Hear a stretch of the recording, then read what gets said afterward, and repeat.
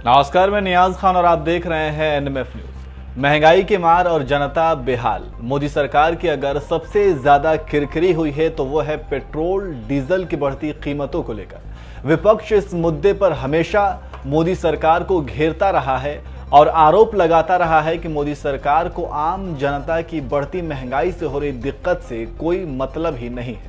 सत्ता पाने से पहले तो चुनावी वादे बहुत किए गए, लेकिन सत्ता पर काबिज होते ही जनता के हितों को दरकिनार कर दिया। बढ़ती गैस और तेल की कीमतों पर धरना प्रदर्शन करने वाले बीजेपी नेताओं के अब कानों तले जूं तक नहीं रेंगते। जी हां, देश में अब रोज पेट्रोल डीजल की कीमतें आसमान छू रही हैं, लेकिन सरकार है कि जैसे इसे कोई फर्क ही नहीं पड़ता है। और फर्क भी क्यों पड़े? इन्हें पता है कि तेल की बढ़ती कीमतों पर 2 दिन अखबार और टीवी चैनल पर हो हल्ला के बाद सब ठीक हो जाएगा।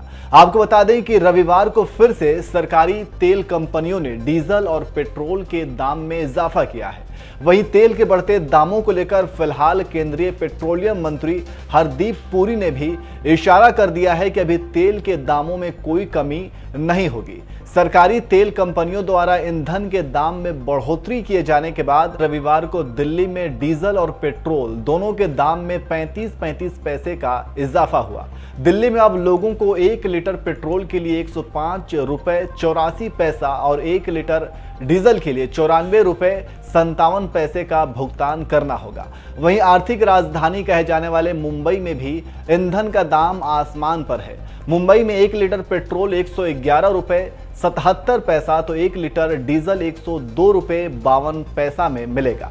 कमोबेश यही हाल चेन्नई और कोलकाता जैसे महानगरों का भी है। तेल के बढ़ते दामों की वजह से कोलकाता में पेट्रोल 106 रुपए 43 पैसा प्रति लीटर और डीजल 97 रुपए 68 पैसा प्रति लीटर बिक रहा है, जबकि चेन्नई में डीजल 98 रुपए 92 पैसा और पेट्रोल 103 रुपए 1 पैसा मिल रहा है। वहीं तेल की बढ़ती कीमतों को लेकर सरकार की माने तो केंद्रीय पेट्रोलियम और प्राकृतिक गैस मंत्री हरदीप सिंह पुरी ने भी इशारों में कहा कि फिलहाल तेल के दामों में कोई कमी नहीं होगी, मतलब महंगाई की मार जनता पर बरकरार रहेगी। आइए पहले आपको सुनाते हैं कि हरदीप सिंह पुरी ने क्या कुछ कहा। I'm Minister for Petroleum and Natural Gas. I can tell you, prior to COVID, we had a certain consumption of petrol, certain consumption of diesel. Today, we are 10 to 15% higher than the pre-COVID consumption, and we are of petrol and about 6 to 10% higher on the diesel consumption. Of course, I will not go into the issue of prices, because I think the levers for that are in other people's hands, but we will continue to work towards price stability. As I mentioned, I had the privilege of working with Dr. Kalam during the period of 1997 to 99. This was an extremely pivotal period for India's defense sector.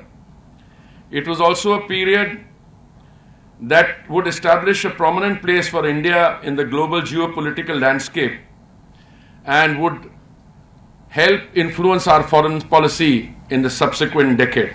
तो सुना आपने, उन्होंने कहा कि corona काल से पहले की तुलना में आज पेट्रोल और डीजल की खपत में क्रमशः 10 से 15% और 6 से 10% की वृद्धि हुई है। मैं कीमत पर नहीं जाऊंगा, हम पेट्रोल और डीजल के दामों में स्थिरता लाने की कोशिश कर रहे हैं। आपको बता दें कि शनिवार को दिल्ली में आयोजित एक कार्यक्रम में केंद्रीय मंत्री हरदीप सिंह पुरी ने यह बात कही है। वहीं तेल की बढ़ती कीमतों पर राहुल गांधी ने एक खबर को अपने ट्विटर अकाउंट पर शेयर किया, जिसका हेडलाइन है, अगर सरकार नहीं बढ़ाती टैक्स तो आज पेट्रोल की कीमत होती 66 रुपए लीटर और 55 रुपए में मिलता 1 लीटर डीजल। अब आपको ग्राफिक्स के जरिए बताते हैं कि किस आधार पर राहुल गांधी ने इसे शेयर किया है। 2014 में कीमत का 66% हिस्सा कंपनियों को मिलता था। जून 2014 में तेल मार्केटिंग कंपनियों ने डीलरों को पेट्रोल 49 रुपए प्रति लीटर की कीमत पर बेचा था।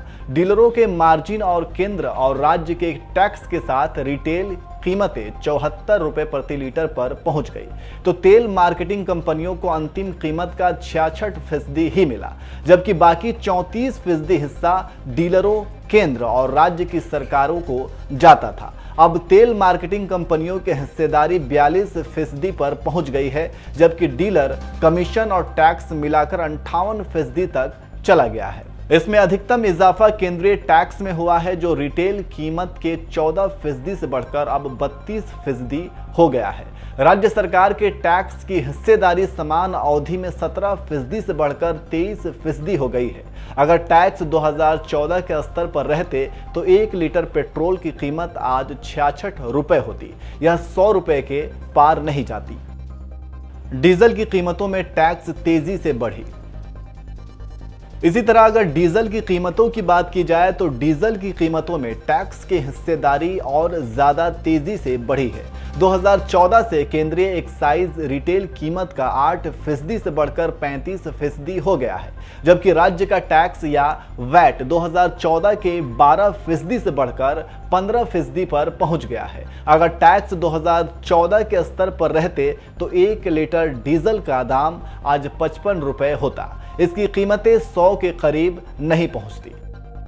वहीं डीजल पेट्रोल के बढ़ते दामों के बाद किसानों को अब डीएपी की किल्लत भी सता रही है। किसानों को रबी फसल की बुआई से पहले उचित मात्रा में डीएपी नहीं मिल पा रहा है, जिसके चलते किसान परेशान होकर खाद्य वितरण केंद्रों का चक्कर लगाने पर मजबूर हो रहे हैं।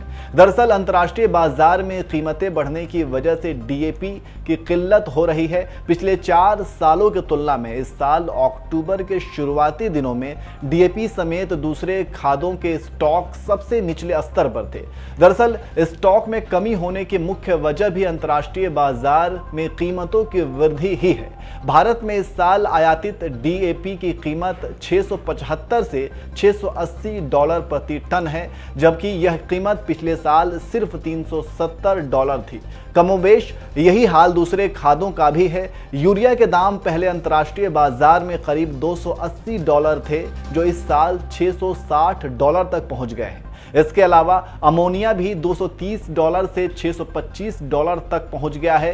तो जिस तरह से कोरोना के बाद देश की अर्थव्यवस्था पटरी से उतर गई है, आम जनता की जेबें खाली हैं, बेरोजगारी की दर बढ़ी है, ऐसे में तेल की कीमतों में इजाफा लोगों के कमर तोड़ने के लिए काफी है। फिलहाल इतना ही। देश और दुनिया की तमाम खबरों के लिए देखते रहिए NMF न्यूज।